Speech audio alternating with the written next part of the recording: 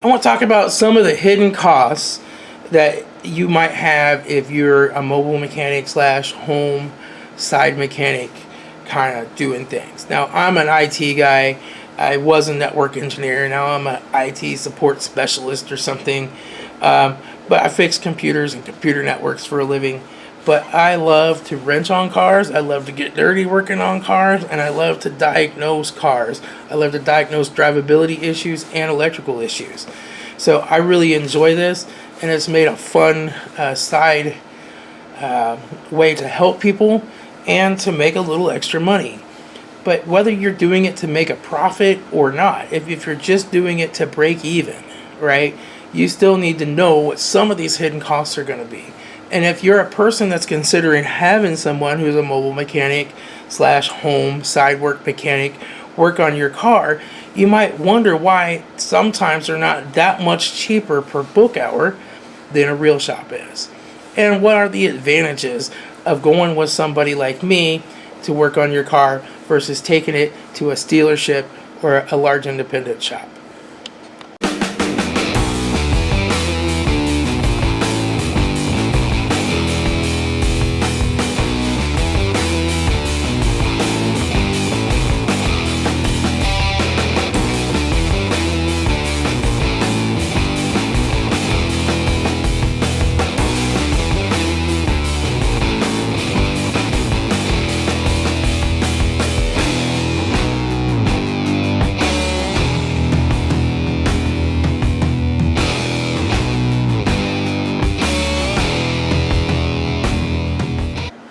Alright, so I'm going to show you a few things that are just hidden costs that your mechanic a lot of times has to absorb that you might not think of. These things can be really simple as drill bits. Drill bits wear out, you have to buy new drill bits. The batteries that go in your tools wear out, you have to buy new batteries. You know, those things aren't cheap. And you do have to buy tools as they wear out. But there's a lot of other consumables in this business. And that's what I've started to kind of realize and plan for as I go out and spend hundreds of dollars sometimes just to restock consumables. Now, things like engine oil, brake fluid, coolant, these are things that I actually charge for on the invoice. But there's a lot of things that I use in my day-to-day operations that are just consumables that don't directly get charged for, that have to be built into those labor costs. Alright, so you can see here's my bags from all my bags from recently going consumable shopping and restocking up some stuff. So consumable things are things like grinding discs and cutting wheels for your grinder. You'll burn through these working on cars and you'll need to get new ones. Things as simple as your air tool oil. You have to have air tool oil. We'll go kind of through probably the biggest consumable area that I have is going to be surface preparation. Now, these, I don't necessarily use these on a lot of aluminum, but on cast iron and certain parts, if you use them really lightly and they're really dirty, I go through these roll-off discs. I also use them for cleaning off brake parts, stuff like that. Sanding discs. These little discs right here that I use to clean off the wheel studs, those are consumables. So this stuff has to be replaced, and it's like $6 for a 5-pack of these. So those aren't cheap. Even things like wire brushes do wear out and have to be replaced eventually. All of your cutting wheels for your die grinders have to be replaced. So those are definitely consumable items. So another consumable is oil dry. I keep a little bucket over here in the corner for when I have to spill oil or coolant. I can soak it up, and it comes in these big giant bags for $5. So that's just another thing that's consumable that I have to buy on a regular basis. Shop towels are another consumable expense. After you use these for so long, you do have to throw them away and get new ones. I do wash mine, but on shop towels you gotta soak them. I use a special degreaser detergent. I have to wash them 5 or 6 times to get them clean enough usually. So there's a lot of costs associated with cleaning the shop towels as well as buying them. And that's something that you'll use on a fairly regular basis. Things like the grease that goes in this grease gun That's just a consumable. I can't directly charge you for putting 2 squirts of grease in your ball joint. But I buy this grease, I buy a high quality grease, and it's like $8 a tube.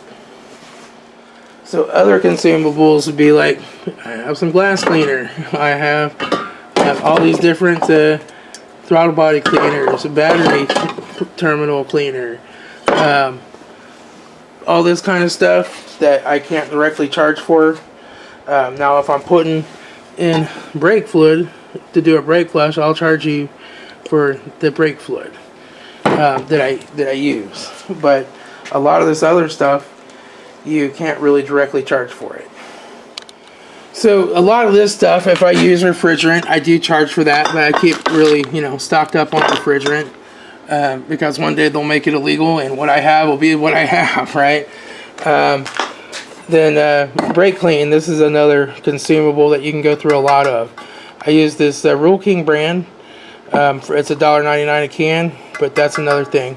All your penetrating lubricants, WD-40, PB Blaster. This is a Rule King brand I'm trying out, but these all cost money. All kinds of stuff like these are degreasers. The degreaser that I use for cleaning my tools off with when they get real greasy. That's all, stuff that you have to pay for. Other consumables would be like super glues, epoxies, right? These are things that you're probably not going to directly charge for that are just going to be built into your labor. More cut-off wheels. Okay, so some of the stuff I bill for, like oil filters will be part of an oil change, they'll get billed for. But other stuff is just, you use it, and it kind of has to be built into the cost of what you're doing. And you need to use them if you're going to do a professional job. Let's see what I have over here. Most of this is all stuff I would charge for, bulbs I would charge for. But you'd be surprised, like how a lady at work, I was like, hey, your brake light bulb's out. I got one in my toolbox. I'm a mobile mechanic and put it in for you. I go, I put in a brake light bulb. I pull a new brake light bulb out. I put it in, put it back together for her. They didn't even offer to hand me $5 to cover the cost of the bulb. So that lady will never get anything from me again, right? So, I guess maybe she thought I was just being nice, but you could at least offer to pay for the bulb itself. But also, I stock some common parts, like this wheel hub right here. GM wheel hub is real common.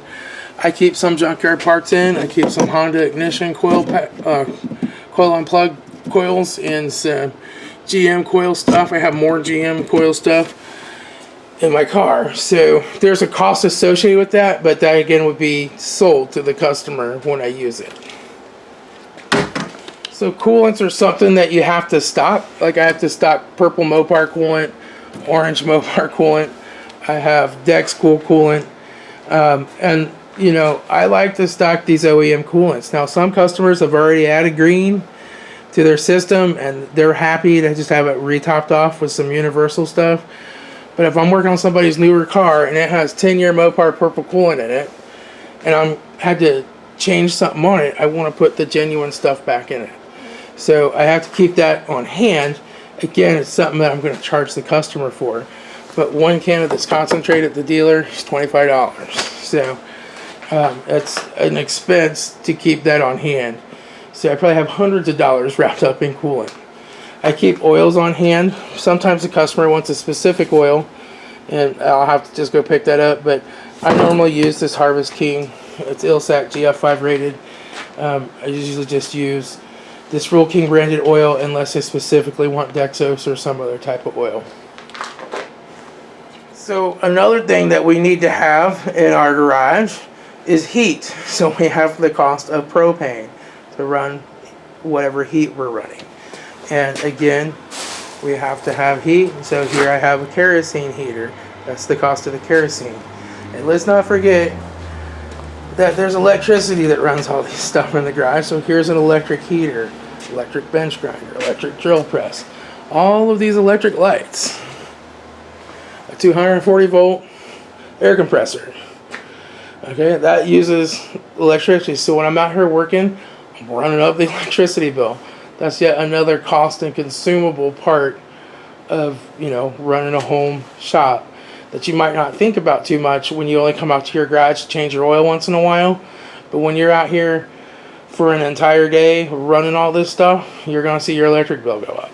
Other things you're going to need on like electrical repair type stuff, you're going to need liquid electric tape.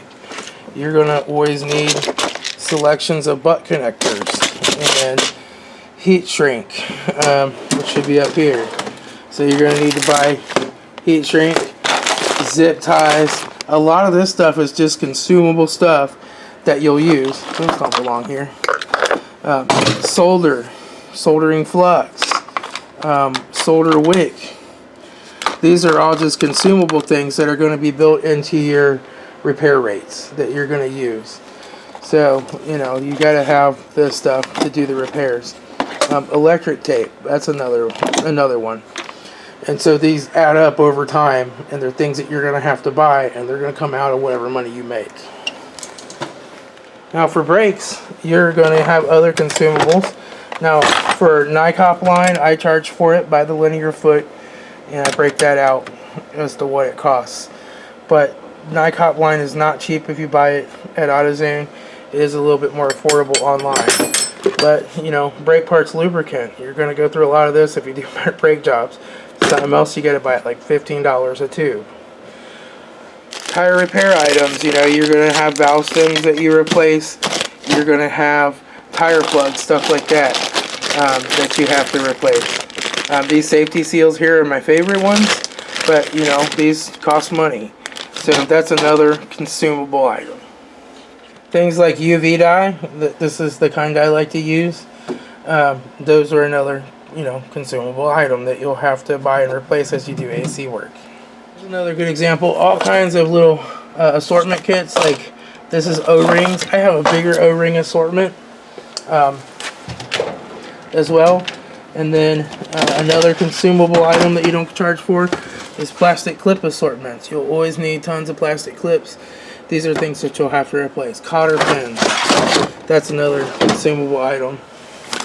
Electrical wires, stuff like that. Small engine stuff, you'll need fuel lines. There's another big bag of different plastic clips, right? These are things that you have to buy, and you'll go through them over time.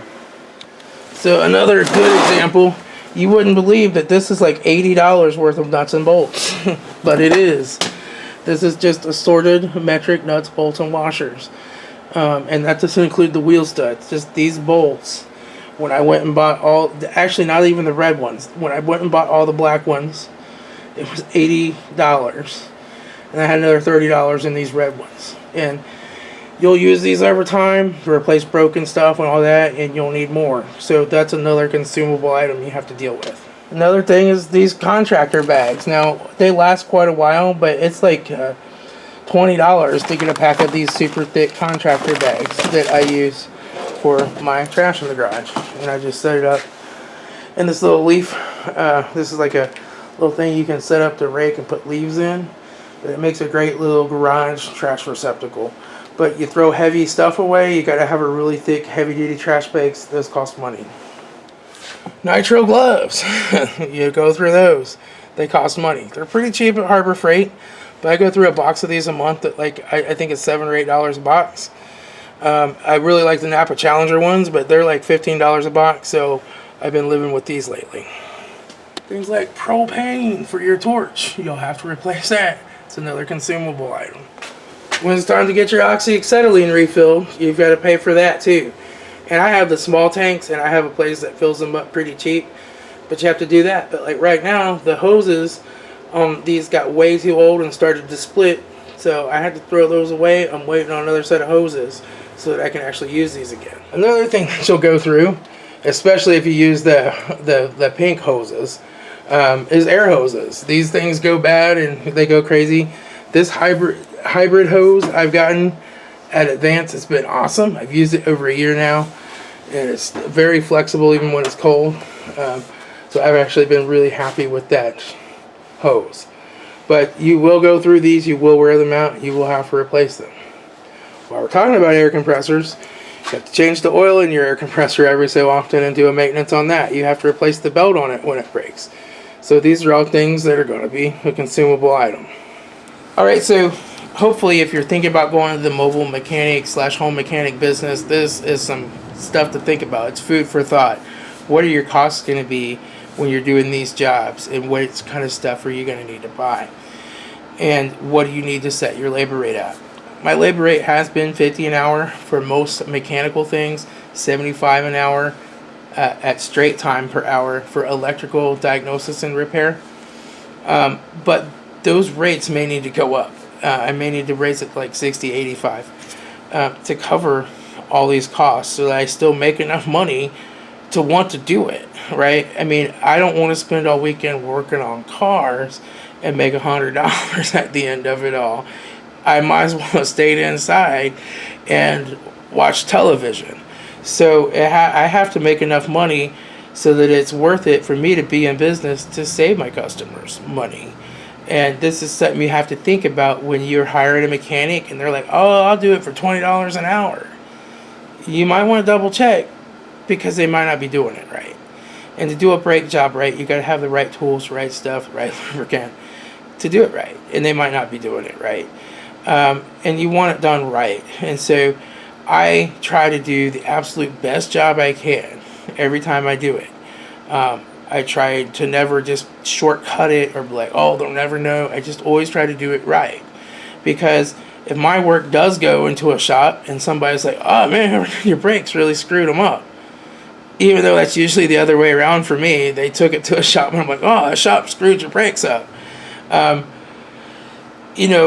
don't want that to ever happen. So I always do good work, whether my customer knows about cars or not, or whether my customer will even know or not. I always try to do the best job I can do.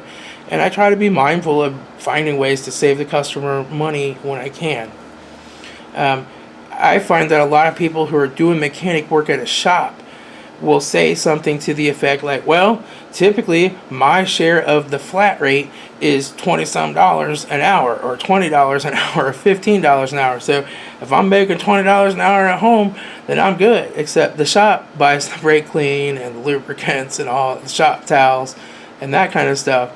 So by the time they buy that, they're not making enough. So what's the big advantage of using a home mechanic over a shop? You might ask, like, if the shop charges $75 and you're charging me $75, what's the big advantage? Well, the big advantage is that if you take it to a dealership or you take it to an independent shop, in most independent shops, not all, they got guys in there that keep a small percentage of what they're billing, and they got to crank them out, right? They don't care if they take off the extra time to wipe off something. Right, just slap it together and get it out. Get it good enough and get it out of here so I can get the next one in and make money. I can be like, you know what? I really need to stop and clean that part off really well before I put it back on. Just do a nice job. And you know what? If I'm doing a job and the book time's 12.6 hours and it takes me 20, I don't care. I'll stop and take my time and do it right. After all, it's a home business. I can be like, I'm going to take a break and come back to this tomorrow. So I'm not rushed to try to just make a living to scrape by. I think that's one of your big advantages with working with somebody that does this on the side, that's good at it and does a professional job at it. If it takes me a long, long time to figure out that electrical issue and go through the diagrams and it's longer than it really should have been, I'll be like, hey, I can't charge $75 an hour straight time for the last 7 hours. We're just going to bill a couple hours, right? And I can take my time and make sure I do a really good job. And that's why I like working at home versus working for some other shop. Anyway, hope that gives you an idea about some of the consumables and expenses with running even a home mechanic garage-based mechanic business, or side income type thing. Whether you officially run it as a business or not, or it's just I make a little money on the side. I'll talk to y'all later. This is Tom, your Frugal Prepper. Everybody, be happy, be frugal.